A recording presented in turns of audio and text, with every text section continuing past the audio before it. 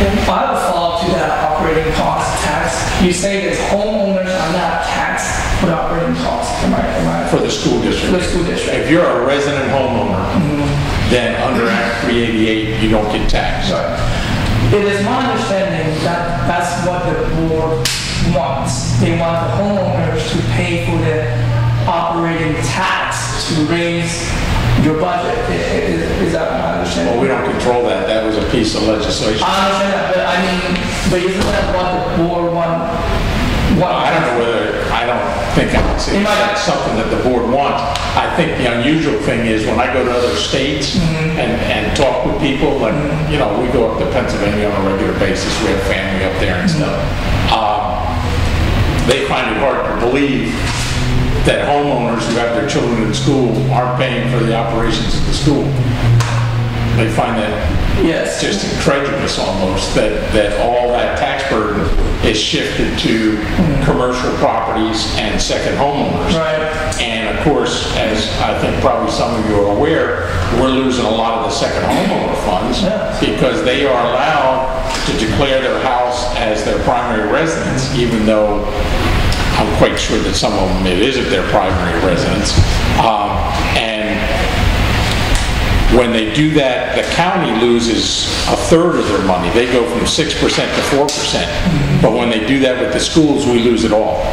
We don't capture any of it. When they convert their home, when they state that their home is here is their primary residence, and they move from non-resident status to resident status, we lose all the tax money on that property. And we've had, since Act 388 passed, we estimate that we've had about 7,500 homes in the county do that, and that it's cost us somewhere probably about $5 or $6 million, maybe more, in annual income. Is that the shortfall that's creating? It's part of the shortfall, sure. How big of a part? I'm sorry, that's not nice. How big of a part is it? Well, I mean, one of the things that I don't think a lot of people see when we do our annual budgeting is that we have annual mandated increases that we've got to cover right up front. Healthcare costs go up every year. Last year they went up by $1.3 million. We have to cover those costs. We get utility increases just like you do. You know, the utility company gets a declaration that they can raise rates, and that impacts us. Fuel costs for buses, increases in retirement costs that we have to supply to the state. Those are all put on us right at the very beginning as mandated costs that we don't have any choice about. And those very typically run us somewhere between $3.5 and $5 million. So if we have a $174 million budget this year, next year we can count on the fact that before we ever have that same $174 million, we're going to have $3.5 to $5 million that we have to cover up front. That's one of the big issues that I don't think a lot of people see. And it's exactly why under 388, the legislature put in that law a formula that takes into account any growth you've had in your school district with increased student population and any cost of living increases. And they devise a formula every year. This past year, we were eligible for about 3% increase in taxes. And I believe, in fact, I'm quite certain that the legislature put that in there because they recognize that there's going to be these annual increases every year, and that if you don't set up some formula to let you kind of increase your revenues by at least that much, then you've got to go someplace else. I mean, it's just like you and your personal income or your personal family budget, okay? If your revenue stays the same, okay, but your costs go up for whatever the reason, your utilities go up or whatever it is that you're paying for, you've got to go someplace to make up the difference.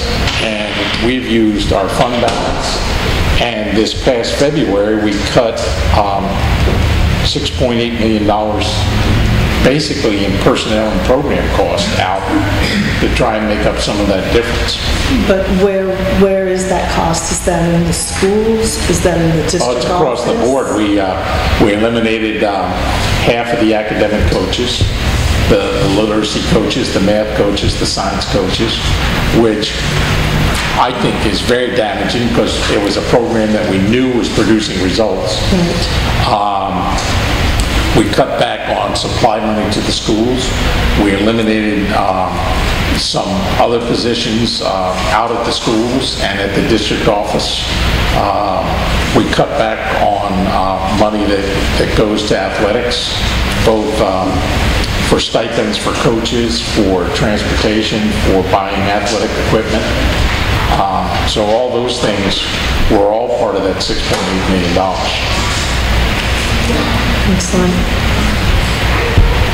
Would you like to ask a question? Go ahead. Hi. First, I wanted to just to clarify, did you vote in the August 5th board meeting to close Shell Point or keep Shell Point open? Close Shell Point. And with that being said, you just mentioned that there were actions made to take off a good portion of the costs throughout the school district, including the administration. How much money, estimated money, was cut out of the administrative portion of the Beaufort County School District? Oh, wow. If you had to guess. Boy, I can give you a people number. I'm not sure I can give you a dollar number. Okay, sure. Because I'm not sure I've seen it as a dollar number. Over the last 3 years, the district office has cut just over 31 positions. How many total positions are there? Oh, can't tell you. How can we find that out? Yeah, you can go to the district website and see it. It's all that information. You know, wonderful thing about public schools is all that stuff's got to be out there. I mean, there's a lot of things. People are interested in how we spend our money. We're now required by law to post our monthly expenditures. So if you go to the district website, there's a spot on there where you can actually go in and see every check that we cut that was not to like an employee. Yeah. I do have a follow-up to that.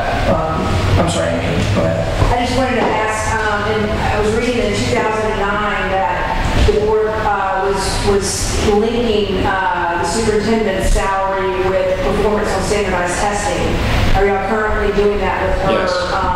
contract? Yes. And has she improved? Have we improved under her watch? Yes. Okay, so the standardized If you look, and that stuff's all available, but we try and make that a regular part of our board meetings to talk about that. If you remember the last meeting, that was the first time I actually yeah, seen that was, they specifically talked about math performance. Right. And this past year, on our MAP testing, every grade 3 through 8 was exceeding the national average on the MAP testing. And we've seen improvements on the pass scores also. I have one more question for you, if you don't mind. When Shell Point Elementary was considered for closing in 2012, when you calculated the expenses that would be saved by the county, was the busing issue calculated? Because I know that we have quite a few walkers, bike riders, and car pickups, and it may be altered to where some of these people are forced to bus the children and increase transportation costs. Was that actually not estimated, but truly calculated based on how many car riders, walkers? Yeah, that was. Now, you can't count car riders because there's no way to figure on who's going to bring their child to school on any given day. You can deal with walkers and bike riders because we have a requirement under the state transportation law of who we've got to transport, you know, and we even exceed that every year. We pay penalties every year because there's areas of our school district that are on busy highways and that kind of stuff. I'll give you a good example. I don't know whether there's a good one locally that I can think of.